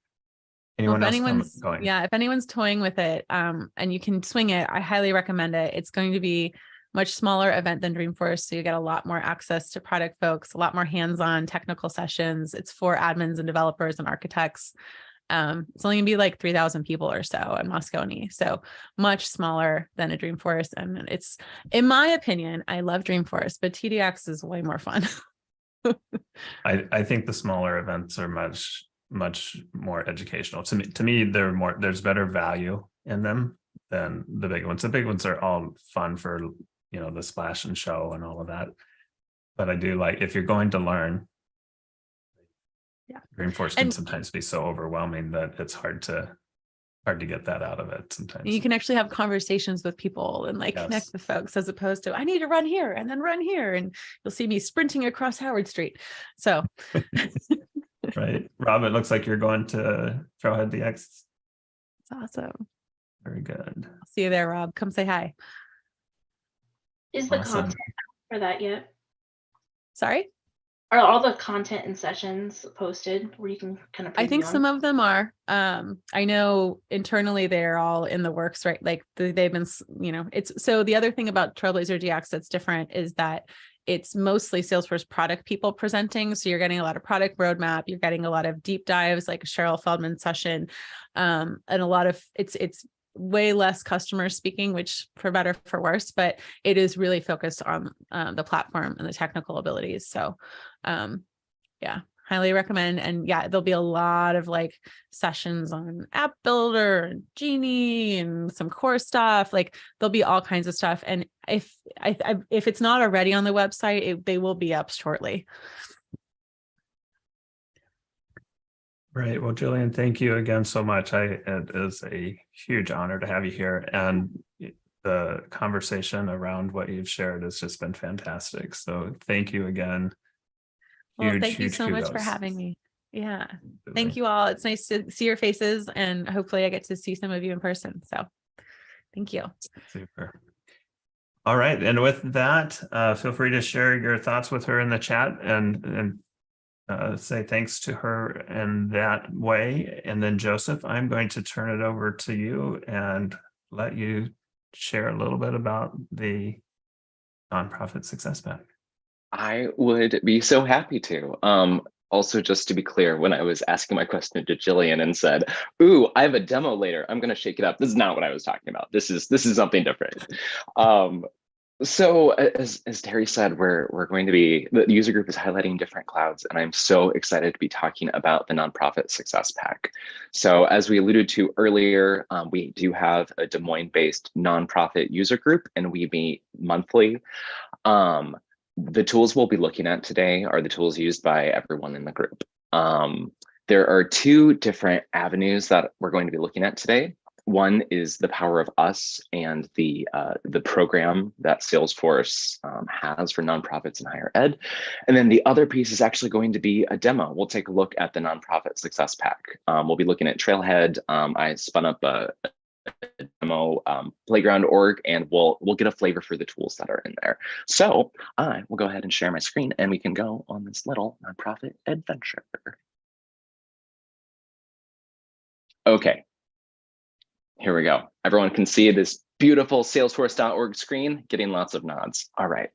So the first piece that I wanted to touch on is the Power of Us. There's some different labels that everyone might not be familiar with. So I'm talking about Power of Us, Salesforce.org. That's going to be here. Everything we need is in this piece. When I'm talking Nonprofit Success Pack, or NPSP for short, because that's a mouthful. The NPSP is the package that is installed into Salesforce to make the org very nonprofit friendly. So a quick overview. One thing I love about this Salesforce.org site is it has everything a nonprofit employee needs to understand what is available to them. And it's written in a way that isn't as maybe Salesforce jargony as we're used to. That's a recurring theme in what we're looking at today, where we might be thinking about things in a certain admin way. And a lot of this uses language that is a lot more friendly to someone who, let's say Salesforce is not, they don't have any experience with it, or in the nonprofit world, it's just one piece of their time. It's very common in our group, the nonprofit group, that our attendees and our participants, Salesforce might be 10% of their job. They're not sitting down and living and breathing it like we are every day, but the tools are still there, and they're still essentially de facto admin and running their org. And this pack makes it easy. So let's run through this website and then we'll take a look. So the Power of Us program allows for Salesforce to be free. You can get 10 free licenses and have a full Salesforce org. And then if you need features beyond what comes beyond those 10 licenses, or additional features that you need to pay for, they're heavily discounted. This one page walks through all of that. It's very clear. It talks about nonprofits and educational institutions that would be eligible, those that are using it. This will walk them through everything they need to understand about the application process. I know several of us on the call have walked through the application process, or helped a nonprofit walk through the application process. And overall, it's pretty straightforward. I don't think it's terribly intimidating. You're just proving that you're eligible for this program. You also get a 30-day free trial, and all of that information is here on this webpage. So if you are interested, or work with a nonprofit that might be interested, I would highly recommend going to this page and scrolling through it. Everything you want to know is here. In terms of the actual package that is installed, let's go ahead and take a look. So Trailhead has some great resources, no surprise, on the nonprofit success pack. A lot of the resources are on Trailhead are geared for someone who's not in the Salesforce ecosystem. So the first ones that are there to get familiar with this package don't actually take you into a playground. There's a very specific Trailhead badge that you go through that will walk you through how to install this package into a playground. It's a little different than other things you might have done on Trailhead. So if you're looking to actually get hands-on, I wanted to call that out, that there's a very specific trail. Just search for NPSP and look for the one that specifically walks you through installing it. And I can share that in the community afterwards. So here is an org that I have spun up from Trailhead and installed the Nonprofit Success Pack, NPSP. I haven't done any other configuration. Everything you're seeing is completely as it is with the package. So one of the first things you'll notice is you have this beautiful landings page, the splash page that walks you through all of the setup and all of the resources that are available. We've got Trailhead, we've got a checklist that goes through and gives you a lot of, high level detail, and then a lot of detail underneath. And then it has all these helpful links on the side. We've got videos, we've got community groups, again, geared at someone who might not already be involved in the Salesforce ecosystem. All of you are, however, so I wanted to point out some differences that you would see in this success pack that might be a little different than what you expect in your regular org. So the first thing I'm going to do is I am going to jump over to accounts. So with the success pack as it is today, if I go ahead and go to create a new account, I have two options. So this is a key concept for what comes with the nonprofit success pack. Out of the box, it comes with organization accounts and household accounts. Let's look at household accounts first. So I have one set up for myself. Well, spoiler, I have two accounts set up. One is the Pearson Family Foundation. This is my demo, so I'm going to live my dream of having this foundation all on my own. And that's going to be an organization account. But then there's the Pearson household account. It's a household account. So let's look at that. The NPSP package shifts the focus into a nonprofit lens. So it's very focused on fundraising, grants management, asking for donations, all of those pieces. So you can see right away that this household has one member. And if I look at our details, you've got some very friendly information up here at the top, which we will actually come back to because it's going to change. But I wanted to draw your attention to all of these beautiful roll-up fields. One of the most powerful features that works without any additional configuration is rolling up all of these complex metrics in terms of giving. It rolls it up in a variety of ways, in a variety of different places, and it's really intuitive. So this household is where I live. I'm the only person in the household now. Let's go ahead and let's look at my contact record. And you'll see that my account that I'm linked to is the Pearson household, whereas my primary affiliation is the Pearson Family Foundation. Now, if you are just more familiar with Sales Cloud, for instance, you might say, wait, what's going on there? He's connected to two accounts. This isn't how we do things. So if I'm using this model and I'm saying, oh, I want Joseph to be in this household, that's going to live under my account. But then for my primary affiliation, which is where I work, that's where this lookup is going to be. That's going to look up to my organizational account. So to help keep track of all of these, we also have this feature under related where we have organizational affiliations. So it's a bit of a junction object to say, oh, well, we have Joseph, and he is the current director at the Pearson Family Foundation. You can have multiple affiliations here. One area that I think is immediately useful for nonprofits to put here is when we think about board members or committee members, for instance. It would be very powerful to go here and to say, oh, well, Joseph is currently the director of the Pearson Family Foundation, but Terry Miller's foundation, he's a board member and he's been a member there since 2019. I can also go in and look at relationships. It functions very similarly, and it gives a lot of detail really quickly. So we can see here that I am friends with Jake. That's great. If I'm doing fundraising calls and I just quickly look here, I'm going to a fundraising meeting and I see, oh, okay, Joseph is friends with Jake, who gave us a lot of money or volunteers with us. We have all that tracked in Salesforce. I'm going to have a much more informed conversation and be able to connect more deeply with a potential donor. So we're covering a lot of ground, but again, I wanted to give you a flavor. Let's start to look at what it would look like to add another member to my. So up here, I'm connected to the Pearson household. Let's add a member. So I'm the only contact now, but if I hit new, let's just quickly, let's add my husband. His name is Ben Nichols. And I think, and that's all that's required, I'm just going to add him as is, but you'll notice some immediate changes as soon as I click save. It now becomes the Pearson and Nichols household. And part of why I'm using this example is because families can be very complex. You'll notice we have different last names, and that can be very confusing or a big headache when people go to send us mail.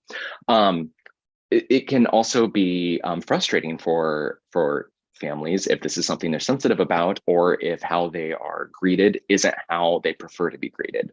This automatically changed the name of the household, but you'll see here, we can easily adjust our formal and informal greetings. That way there's no mystery. You're not putting any relationships in jeopardy. You can easily go in and adjust these exactly as the people like to be greeted. So for instance, if I wanted to informally be greeted as Joe, please don't do that. That is not my preference. But if I did, we could change it here. Let's shift gears a little bit from our household and let's hop over to let's look again at the Pearson Family Foundation. So this is an organization account. So remember, I am connected to this family foundation. I just got there kind of a weird way. I wouldn't have had to do that. It's just like Salesforce. I could have got regular Salesforce. I could have gotten there a number of ways. But I do want to look at our opportunities because the opportunity object also has a ton of customizations that makes it much more friendly for fundraising and grants management for nonprofits. So those roll-up fields, let me hop back over here, that I had mentioned earlier, we can see that there was one gift of $1 million. I gave that yesterday. I put this in here yesterday. The Pearson Family Foundation did.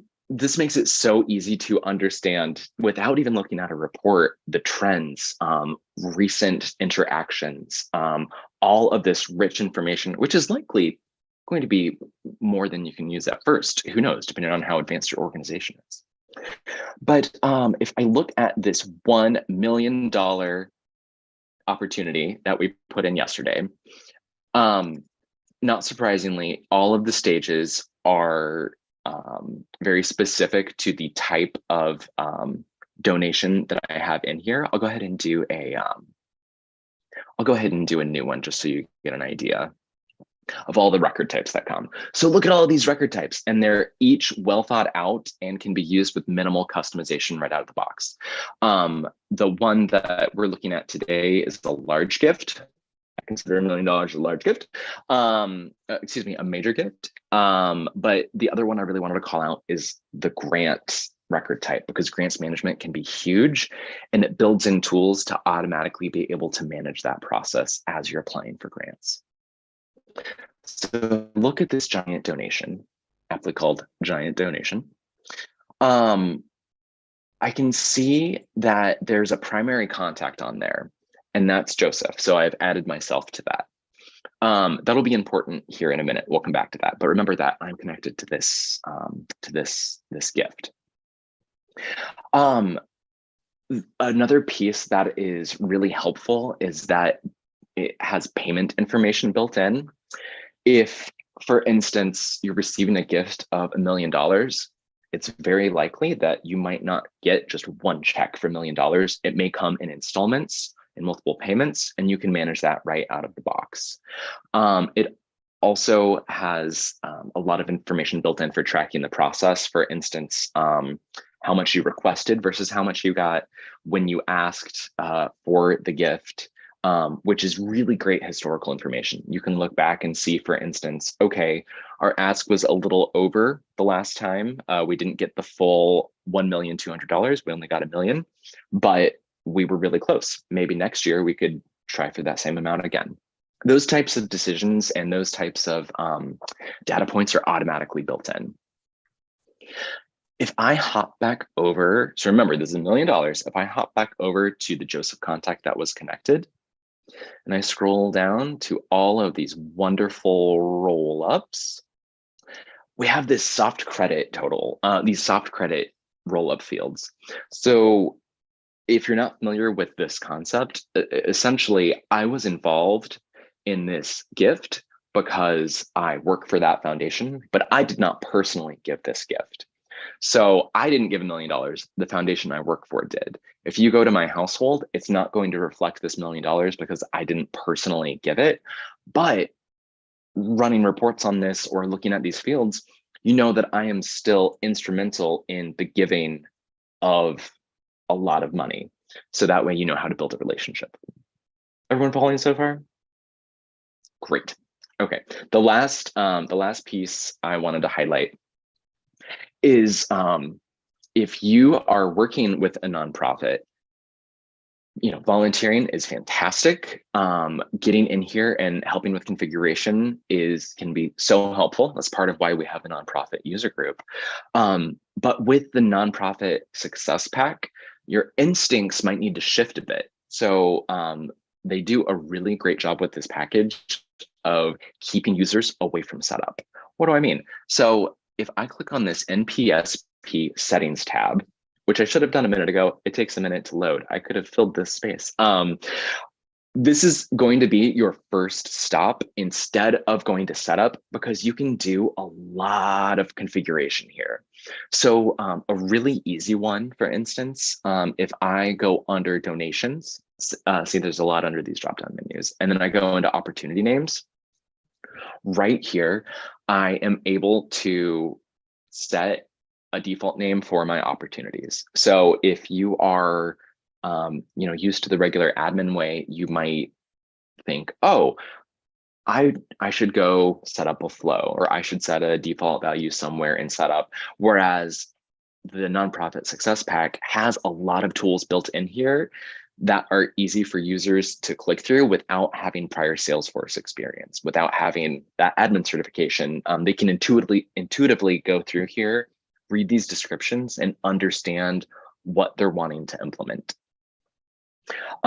Other tools you might see here, we talked a little bit about relationships, bulk data processes. So those roll-up fields that we looked at don't all run in real time. Many of them run overnight. So for instance, when I put that $1 million in yesterday, the soft credit didn't show up under my name. And I thought, oh no, I've done something wrong. Oh wait, I'm using the NPSP. It runs at night. I can go and trigger it from this menu. I can go in here and run it whenever I need to. Otherwise, all of those run overnight. This tool, the NPSP, also allows for a tool that's like Data Loader, but a little more advanced. So if you are bringing a nonprofit org online for the first time and you're trying to import all of this data, they have a special tool that comes with this package that will, it comes with a template. And so you can get your Excel all nice and pretty, and then it will walk you through importing it in a way that's a little different than you might be used to with Data Loader. So for instance, it will create multiple objects at a time. So that might be a crazy concept. Like you're not just importing accounts and contacts and opportunities all separately. This can help you to more intuitively bring them all in at once. It's a little nuanced, so I would highly recommend reading about it, doing a trailhead if that's something you're interested in. But it's a great example of a tool that comes with the Nonprofit Success Pack that you, as a regular admin, might not know is there.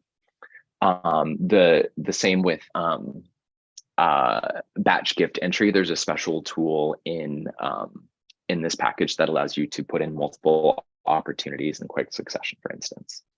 There is a Nonprofit Success Pack certification that is available. If you're interested or work a lot in the nonprofit realm, I would highly recommend it. I do not have it, but would like to. So I would recommend it for also anyone. I'd recommend it for myself, I guess is what I'm trying to say. Those are the pieces I wanted to share with you today. Are there questions, or nonprofit friends and nonprofit fluent friends who are on the call? Is there anything that you would like to add?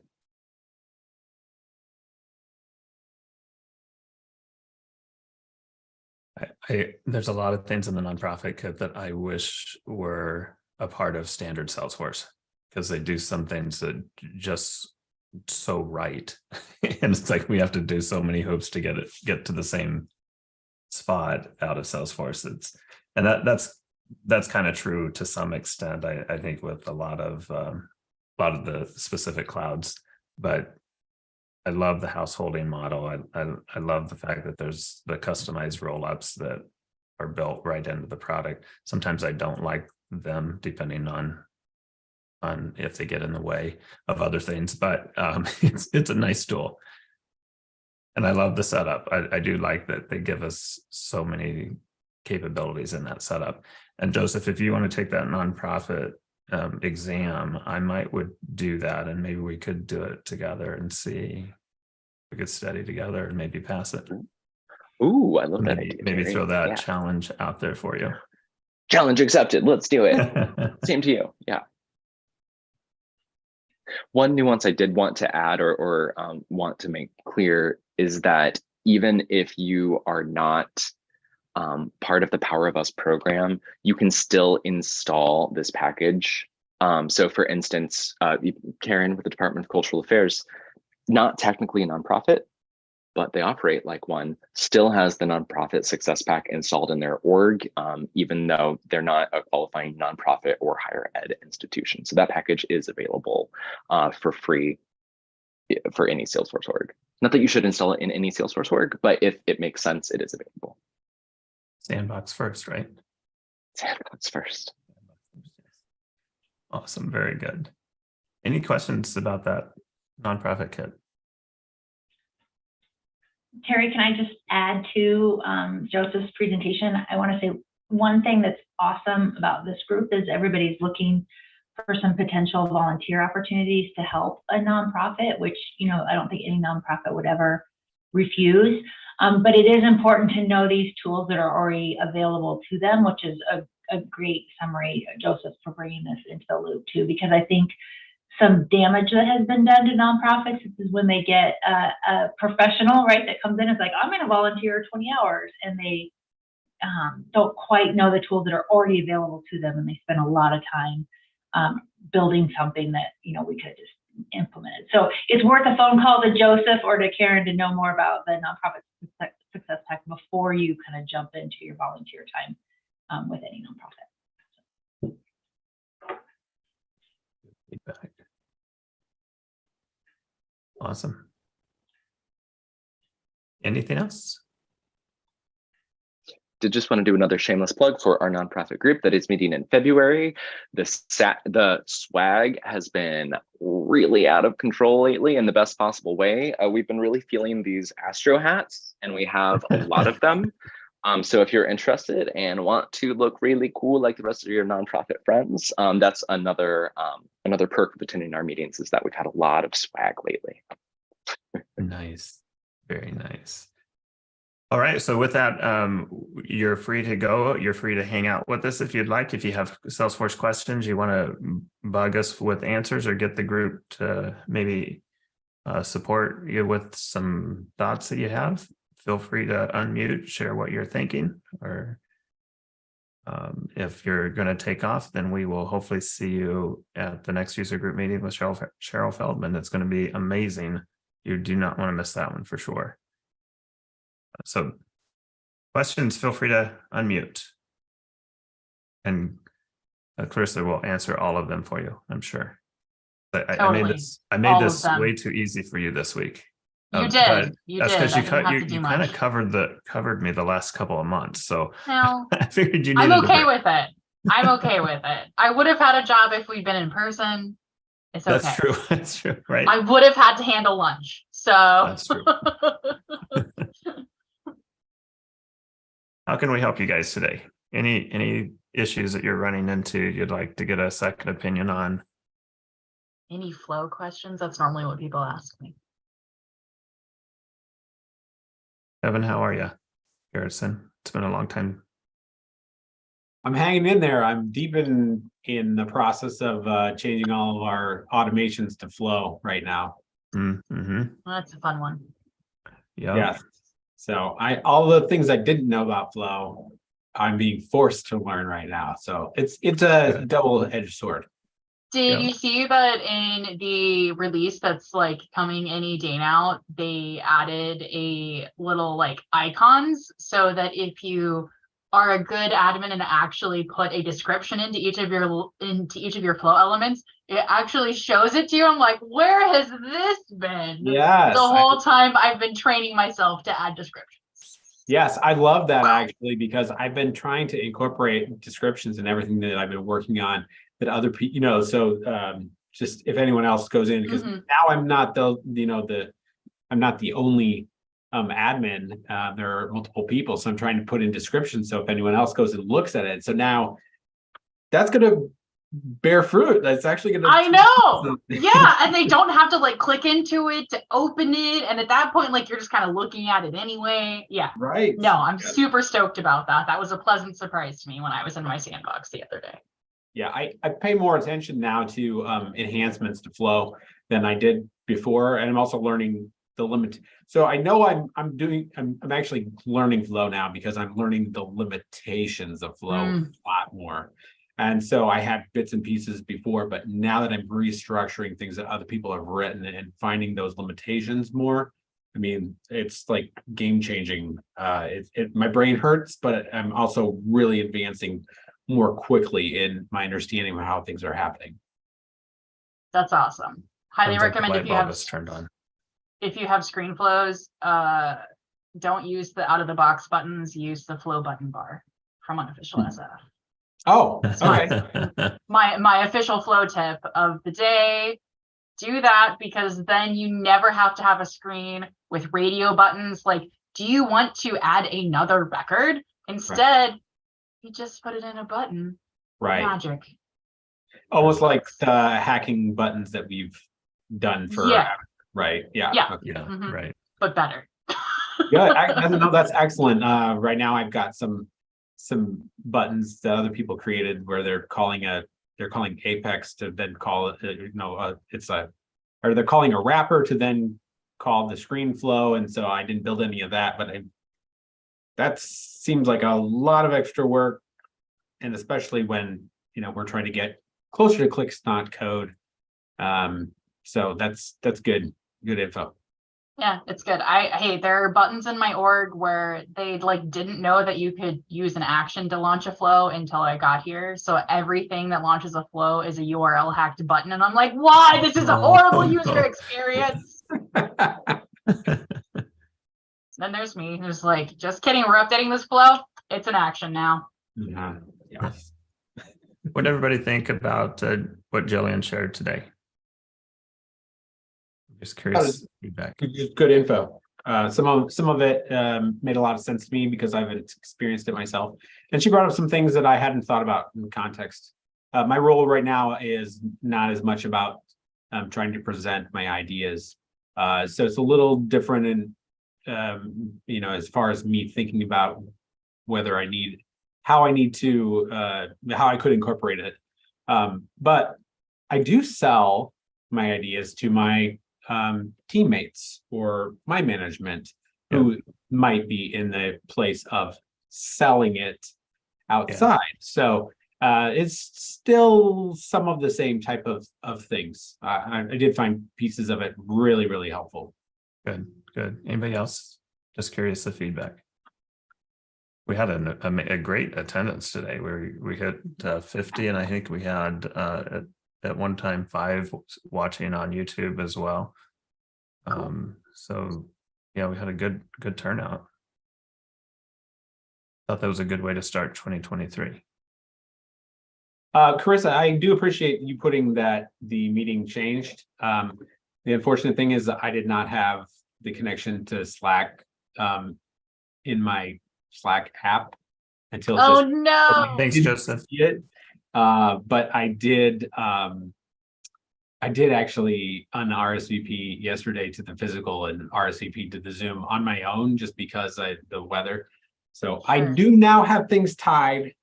Good. So I see it. But yeah. Well, we're I at figured 1. I'd throw it in there. So Good. We're at 1:30, so I'm going to go ahead and let everybody get back to the rest of their day. So thanks again for coming. It's always a privilege to see you guys. So take care. bye, everybody. thank you. See y'all later.